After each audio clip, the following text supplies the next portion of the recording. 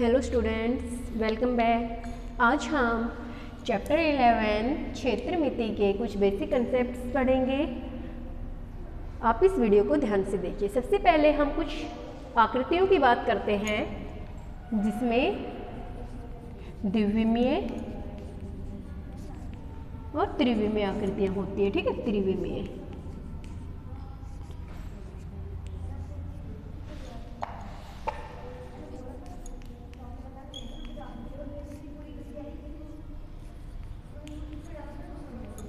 एक द्विविमीय आकृति होती है और एक त्रिविमीय आकृति होती है। द्विव का मतलब है जिसमें दो भुजाएं हैं। द्विव का मतलब क्या होता है? संस्कृत का वर्ड है ये, दो। और त्रि का मतलब क्या होता है? तीन। ठीक है, तो देखिए द्विविमीय आकृतियां कौन कौन सी होती है जिनमें केवल दो ही भुजाएं होती है, जैसे लंबाई चौड़ाई। तो ऐसे कुछ एग्जाम्पल्स है, जैसे आपके पास स्क्वायर है, स्क्वायर शेप, ये केवल क्या है? शेप, आकृति। खाली जो जैसे ऊपर आपका ये ब्लैक बोर्ड है, ब्लैक बोर्ड आपका क्या है? एक आयताकार शेप में है। ठीक है, ऐसे ही जैसे आपका कोई चौक का डब्बा है, ये कैसी आकार में है? वर्गाकार है। तो इस तरह से ये आकृतियां होती हैं हमारे पास। तो जैसे ये आयत है, ठीक है, आयत में क्या होता है? लंबाई और चौड़ाई। इसमें दो भुजाएं जिनकी लंबाई बराबर होती है, दो भुजाएं होती है जिनकी चौड़ाई बराबर होती है। ये वर्ग होता है जिसकी सभी भुजाएं बराबर होती है, जो वर्ग है उसकी सभी भुजाएं बराबर होती है। ऐसे आपका त्रिभुज होता है। त्रिभुज में भी हमारे पास तीन ही भुजाएं होती हैं। ये द्विविमीय में आती है क्योंकि फ्लैट है, जो फ्लैट सरफेस होता है वो हमारा द्विविमीय में आता है। त्रिविमीय में जैसे आपका आ गया घन, ये आयत है, आयत में ही अगर हम ऊंचाई बढ़ा दें, अगर आयत के आकार में ही हम आयत की जो शेप है इसमें अगर ऊंचाई और जोड़ दें तो ये हमारा क्या बन जाएगा? घनाभ। ठीक है, अगर आपका स्क्वायर है, वर्ग है, वर्ग में अगर हम ऊंचाई और, ये तो लंबाई चौड़ाई हो गई इसकी, अगर हम ऊंचाई और जोड़ दें तो आपका क्या बन जाएगा? ये घन। त्रिभुज है, अगर त्रिभुज को हम कर्व सरफेस इसमें डाल दें तो ये क्या बन जाएगी? आपकी शंकु। ठीक है, ऐसे आपका जैसे सर्कल है, इसमें फ्लैट है, ऐसे आपका अगर ये गोला बना दिया हमने, गोला क्या होता है? उसकी लंबाई ऊंचाई भी होती है, जो सर्कल स्फीयर होता है। ये फुटबॉल है, जैसे आपका लड्डू है, और सर्कल के आकार में जैसे कोई भी प्लेट हो गई, उसमें केवल फ्लैट सरफेस है, इसमें उठा हुआ जो उभरा हुआ हिस्सा होता है। तो ये कुछ आकृतियां होती हैं आपकी द्विविमीय और त्रिविमीय आकृतियां। अब जैसे इनके जो क्षेत्रमिति से जो हमारा है क्या अभिप्राय है कि जैसे इनका जो क्षेत्रफल है, परिमाप है, जैसे मैंने आकृतियां बना दी आपके पास। अब जो इनके बीच का हिस्सा होता है, कोई भी जैसे प्लॉट है, खाली प्लॉट जैसे आपका है, ये आयत के आकार का है, तो इसके बीच की जो जगह कहलाएगी वो इसका कहलाएगा क्षेत्रफल। ठीक है, जो बीच का हिस्सा होता है वो होता है क्षेत्रफल, और जो बाहर की जो इसकी बाउंड्री, जो इसके चारों तरफ की दूरी है, इसे हम कहेंगे परिमाप। तो परिमाप के लिए हम क्या करेंगे? जो इसकी भुजाएं हैं, जो इसकी भुजाओं की लंबाई है, उन सभी भुजाओं का योग करेंगे, जोड़ करेंगे। जैसे आपने यहाँ से चलना स्टार्ट किया, ये दूरी तय की, यहाँ से ये दूरी तय की, फिर यहाँ से आपने ये दूरी तय की, और लास्ट में उसी पॉइंट पर आ गए, तो ये इसका परिमाप हो जाएगा। जैसे मान लीजिए इसकी लंबाई ये a है और ये b है, ये इसके इक्वल है, ये a होगी और ये इक्वल b होगी, तो इसका परिमाप क्या हो गया? देखिए परिमाप इसका हो जाएगा, हमने यहाँ से स्टार्ट किया a प्लस यहाँ गए b प्लस ये दूरी आपकी फिर a प्लस ये दूरी आपकी b। अब आप देखोगे हमारे पास यहाँ पर दो बार a है और दो बार b है, तो हम इसको लिखेंगे 2a प्लस 2b। ठीक है, अब इसको दो देखो, दोनों में कॉमन है, दो को हमने बाहर निकाल दिया, क्या बच गया? a plus b। तो a प्लस b हमारे पास यहाँ पर क्या है? लंबाई और चौड़ाई। तो इसको हम क्या लिख सकते हैं? 2 इंटू लंबाई जमा चौड़ाई। तो ये क्या हो गया हमारे पास? आयत का परिमाप। तो आयत का परिमाप क्या किया है हमने? केवल इसकी जो चारों भुजाएं हैं उनको प्लस किया है, जिससे हमारा फॉर्मूला बना है 2 into length plus breadth, 2 into लंबाई जमा चौड़ाई। तो ये तो है परिमाप। अब अगर हमें क्षेत्रफल निकालना है तो क्षेत्रफल के लिए हम क्या करेंगे, जो भुजाएं होती हैं उनकी आपस में मल्टीप्लाई करेंगे। जैसे एक भुजा आपकी चौड़ाई है और एक भुजा आपकी लंबाई है, तो उन दोनों भुजाओं की हम क्या कर देंगे, मल्टीप्लाई। तो जैसे a गुना b, ए बी क्या है आपके पास, लंबाई गुना चौड़ाई,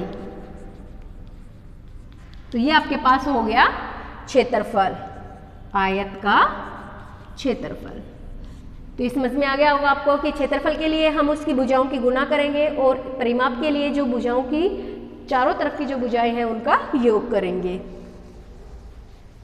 अब देखिए जैसे स्क्वायर है, स्क्वायर में आपको पता है कि वर्ग जो है इसकी सभी भुजाएं इक्वल होती हैं, बराबर होती है। जैसे ये भुजा अगर a है तो ये भी a, ये भी a, ये भी a, ठीक है। चारों भुजाओं की लंबाई इसमें अलग अलग होती है, इसलिए हमने इसका नाम a और b डाला। इसमें सेम है, हमने सबका नाम a रख दिया। अब परिमाप निकालेंगे, परिमाप ये क्या है, वर्ग, वर्ग का परिमाप। वर्ग का परिमाप क्या होता है, देखिए यहाँ से ये दूरी a है, सबसे पहले हमने ये दूरी क्या की, फिर यहाँ से हम गए इस दूरी पे, ये लंबी इसकी कितनी दूरी हो गई a प्लस, फिर यहाँ से यहाँ आए फिर a प्लस, यहाँ से यहाँ आए फिर a, तो यहाँ पर a कितने हो गए हमारे पास 4a। तो 4a मतलब क्या है, यहाँ पर a क्या है, भुजा, तो वर्ग का क्षेत्रफल क्या हो गया 4 गुना भुजा की लंबाई। यहाँ पर एक भुजा की लंबाई लिख देंगे और उसको 4 से गुना कर देंगे तो हमारा वर्ग का क्षेत्रफल निकल जाएगा। अगर हम वर्ग का परिमाप 4 गुना, यहाँ पे हम क्षेत्रफल नहीं परिमाप की बात कर रहे हैं, तो यहाँ पर अगर चारों भुजाओं के हम प्लस करेंगे तो 4 इंटू एक भुजा आ गया, तो इसको आप डायरेक्ट एक भुजा की जो लंबाई है उससे गुना कर दो 4 को, वो आपका परिमाप हो गया। क्षेत्रफल देखिए, क्षेत्रफल में हम क्या करेंगे, मैंने आपको बताया था कि दो भुजाएं जो आपस में एक पॉइंट पर मिली हुई है, जो आसन भुजाएं हैं उन दोनों की गुना। आप ये नहीं करोगे कि इस भुजा और इस भुजा की गुना कर दी, नहीं, आप जो भुजाएं एक बिंदु पर मिली हुई है उन दो भुजाओं की गुणा करोगे। भले आप किसी भी बिंदु को लेकर चलो, या तो इन दोनों भुजाओं को लो या इन दोनों भुजाओं को, जो एक बिंदु पर मिली हुई है, आपस में जुड़ी हुई है। तो इसमें आपकी ये a हो गई और ये भी a हो गई, तो क्षेत्रफल क्या हो जाएगा, इसका क्षेत्रफल हो गया हमारे पास, दोनों भुजाएं a है, a कितनी बार है, 2 बार है, आधार सेम है, तो क्या हो गया a स्क्वायर। a स्क्वायर का मतलब क्या होता है, a क्या है हमारे पास, भुजा, तो भुजा का वर्ग हो जाएगा आपके पास वर्ग का क्षेत्रफल। ऐसे ही ये हमारे पास है वृत्त, ये वृत्त है, अंदर का हिस्सा इसका क्या हो गया क्षेत्रफल। अगर इसके बाहर की तरफ दूरी तय करेंगे, इसके सर्कल में जो इसके बाहर आप ये दूरी नापोगे इसकी बाउंड्री के साथ साथ, तो वो इसकी बाउंड्री क्या कहलाएगी, जो दूरी होगी गोलाई होगी वो इसकी, हम इसे परिमाप नहीं कहेंगे, इसे हम कहेंगे परिधि, ठीक है। और अंदर का हिस्सा इसका क्षेत्रफल। तो परिधि क्योंकि ये गोलाई में है तो ये होती है हमारी 2 पाई r परिधि होती है, और क्षेत्रफल होता है आपका पाई r स्क्वायर, ठीक है। क्योंकि त्रिज्या होती है इसमें, जो सेंटर होता है, सेंटर से जो हमारी ये दूरी होती है ये वृत्त की त्रिज्या कहलाती है। इसमें r हमारी त्रिज्या है और पाई की वैल्यू होती है 22/7, ये पाई का मान होता है 22/7। तो ये तो थे हमारी कुछ सिंपल जो आकृतियां थी आपकी फ्लैट फिगर्स, इनके आपके एरिया और परिमाप जो आपका है। अब देखिए हम बात करते हैं पृष्ठीय क्षेत्रफल।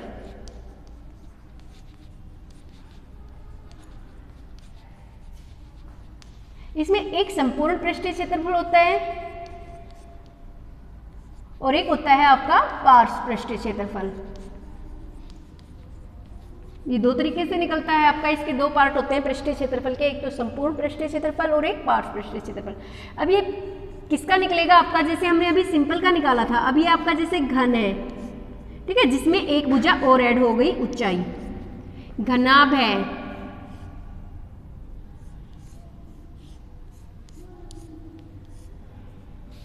आपका जैसे बेलन है, बेलन आपने पढ़ा होगा, जैसे आपके पास पाइप है, कोई भी पानी की टंकी है, ठीक है, बोतल है, ये सब हमारे बेलन के आकार में होती है, इन्हें हम कहते हैं बेलन। ये अंदर से खोखला होता है, ठीक है। तो देखिए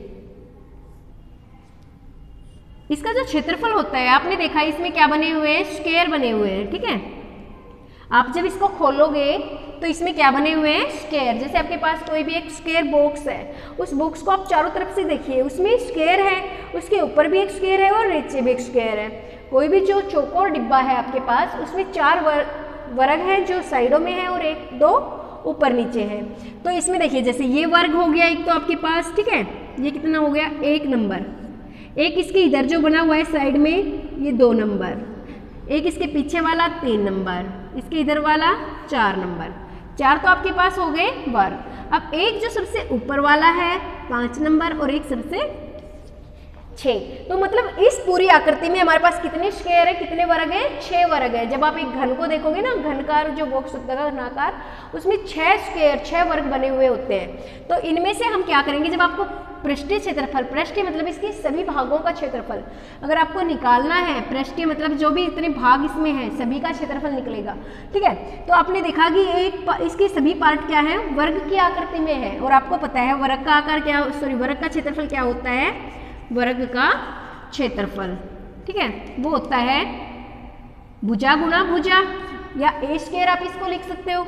अब आपके पास कितने स्क्वायर है इसमें, हमने टोटल काउंट किए हैं 6, 4 तो इसकी साइडों पे है और 1-2 ऊपर नीचे है। तो अगर 6 स्क्वायर है, 6 वर्गों का क्षेत्रफल, 6 वर्गों का क्षेत्रफल आपका हो गया है 6a स्क्वायर। 6 से गुणा कर दिया हमने 1 का निकाल कर। 1 स्क्वायर का हमें बताया कि मान लीजिए उसका क्षेत्रफल है 25 वर्ग मीटर। अगर हमें ऐसे ही 6 स्क्वायर का बताना है तो हम इसको 6 से गुना कर देंगे, 2 का बताना है तो 2 से गुना कर देंगे, ठीक है।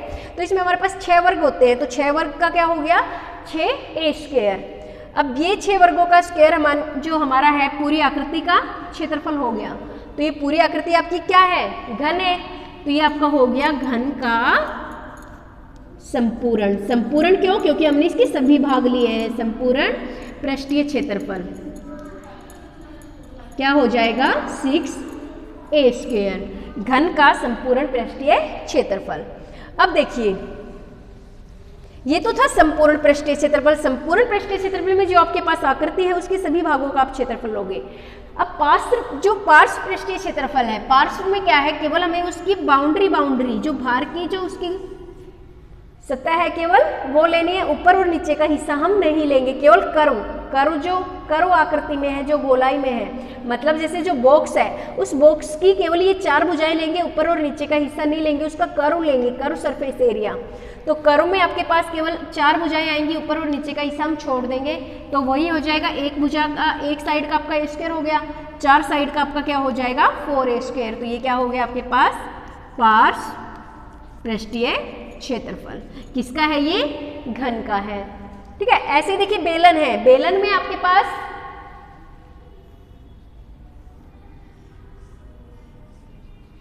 इसका आपको क्या निकालना है,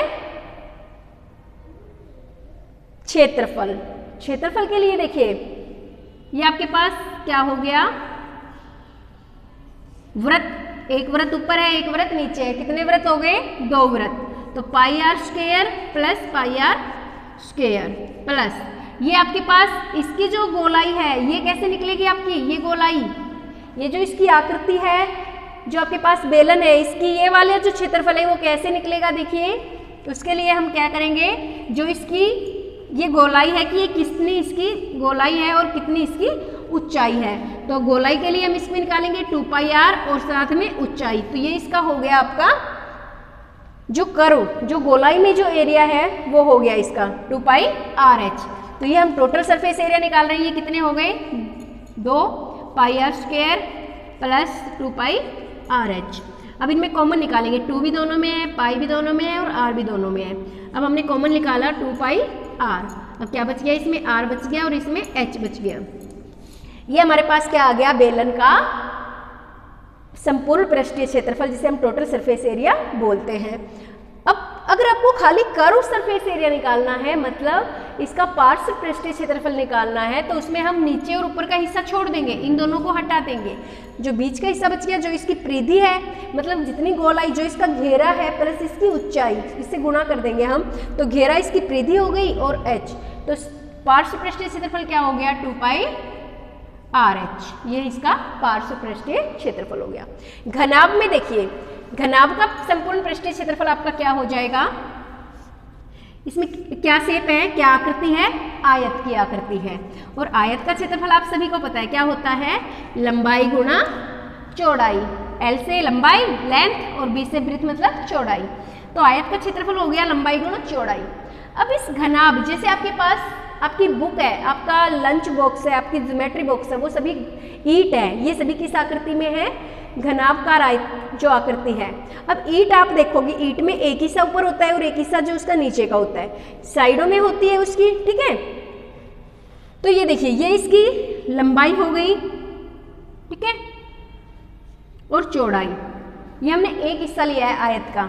अब कितने हिस्से हो गए, एक आगे का हिस्सा, एक पीछे का हिस्सा, एक इस साइड का, एक इस साइड का, दो ऊपर नीचे, 6 हिस्से हो गए, ठीक है। लेकिन इन सब में आप एक चीज क्या है वो देखिए, जो सबसे नीचे का हिस्सा होता है ईंट का, जो नीचे और ऊपर का हिस्सा होता है, उसमें क्या होती है, एक चौड़ाई होती है और एक लंबाई होती है। एक ऊपर का हिस्सा और नीचे का हिस्सा सेम होता है, तो उसमें हमारे पास हो गई 2 लंबाई और चौड़ाई, क्योंकि 2 से गुणा कर दिया हमने एक क्षेत्रफल को। क्षेत्रफल होता है लंबाई गुणा चौड़ाई, लेकिन ऊपर और नीचे का हिस्सा सेम है, 2 बार क्षेत्रफल है, तो 2 गुना लंबाई इंटू चौड़ाई। अब देखिए, जो साइड में हिस्सा होता है ईंट के, उसमें क्या होती है, केवल चौड़ाई होती है और ऊंचाई होती है, उसकी ईंट की ऊंचाई होगी और ईंट की चौड़ाई होगी, उसमें ईंट की लंबाई नहीं होगी। तो 2 साइड होंगी, तो दोनों साइड का क्या हो गया, 2 से गुणा कर दो, ये ईंट की ऊंचाई है, ये ईंट की चौड़ाई है, तो ऊंचाई को हम लिखेंगे b, चौड़ाई होगी और हाइट हो गई इसकी ऊंचाई। अब देखिए, ये हिस्सा हो गया, ये हिस्सा हो गया, ऊपर का हो गया, नीचे का हो गया। अब सामने का हिस्सा है, सामने के हिस्से में हमारे पास क्या है, लंबाई है और ऊंचाई है।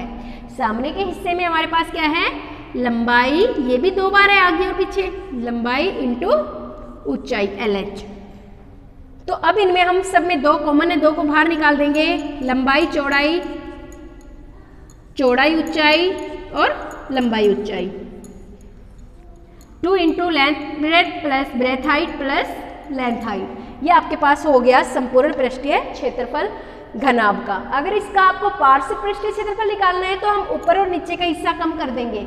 ऊपर और नीचे के हिस्से में क्या है, लंबाई गुना चौड़ाई, और लंबाई गुना चौड़ाई हमारा 12b है, तो इसमें से हम 12b वाले को बाहर निकाल देंगे, ये आपका आ गया 2 into breadth height plus length height, ये आपका हो गया पार्श्व पृष्ठीय क्षेत्रफल। तो ये कुछ आकृतियां थी हमारी द्विविमीय और त्रिविमीय आकृतियां, जिनका हमने क्षेत्रफल, पृष्ठीय क्षेत्रफल, जिसमें आपका संपूर्ण पृष्ठीय क्षेत्रफल और क्या था, पार्श्व पृष्ठीय क्षेत्रफल निकाला है, ठीक है।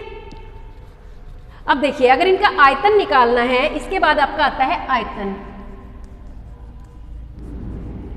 आयतन क्या है, आयतन है कि उसमें आप कितनी चीज रख सकते हो। उसमें जैसे आपके पास टंकी है, टंकी में कितना पानी भर सकते हो, कमरा है, कमरे में आप कितना सामान डाल सकते हो, कोई भी बॉक्स है, बॉक्स के अंदर आप कितनी क्वांटिटी, कितनी मात्रा में सामान को रख सकते हो, तो वो उसके आयतन ज्ञात करेंगे उसके लिए हम, ठीक है। तो देखिए, आयतन के लिए हम क्या करेंगे, जितनी भी उसकी भुजाएं होंगी उन सबकी मल्टीप्लाई, एरिया नीचे के हिस्से का, जो नीचे का हिस्सा होगा उसका एरिया इंटू हाइट। तो जो आपके पास क्यूब है, घन, जिसे हम घन कहेंगे, घन में सभी भुजाएं आपकी ए होती है, तो देखो लंबाई और चौड़ाई, एरिया हो गया नीचे का, जो उसका सरफेस है, जो उसकी सबसे नीचे की तली जिसे आप कहते हो सतह जो होती है, इंटू हाइट, हाइट भी इसकी ए है, तो ये आपके पास क्या हो गया, ए क्यूब। तो ये आपका हो गया वर्ग का आयतन। आयतन निकालने के लिए जो भुजा है उसको हम 3 बार मल्टीप्लाई कर देंगे, उसका आयतन निकल जाएगा। घनाभ में देखिए, नीचे क्या है, लंबाई गुणा चौड़ाई, क्योंकि जो भी ईंट है, ईंट का ऊपर या नीचे का जो आप हिस्सा देखोगे वो किस शेप में है, आयत के आकार में है, लंबाई गुणा चौड़ाई, और इंटू हाइट, तो ये क्या हो गया, घनाभ का आयतन, लंबाई गुणा चौड़ाई गुणा ऊंचाई। ऐसे ही बेलन का आयतन, बेलन में नीचे क्या है, सर्कल है, ये वृत्त है, वृत्त का क्षेत्रफल क्या होता है, pi are square, pi are square होता है। और साथ में इसकी हाइट क्या होगी, h, pi are square h। तो पाई की वैल्यू 22/7 और r क्या है यहाँ पर, जो बेलन की त्रिज्या होगी। देखिए त्रिज्या होती है इसका हाफ, यहाँ से यहाँ तक। अगर आपको ये कंप्लीट दिया हुआ है तो ये इसका व्यास है। त्रिज्या निकालने के लिए हम इसको 2 से भाग कर देंगे, हमारी त्रिज्या निकल जाएगी। तो ये कुछ बेसिक फॉर्मूलेस थे हमारे चैप्टर 11 के बारे में। आप इन फॉर्मूलों को ध्यान से देखिए, समझिए और इनको लर्न कीजिए, जिससे आपको चैप्टर सोल्व करने में हेल्प मिलेगी। Thanks, have a nice day.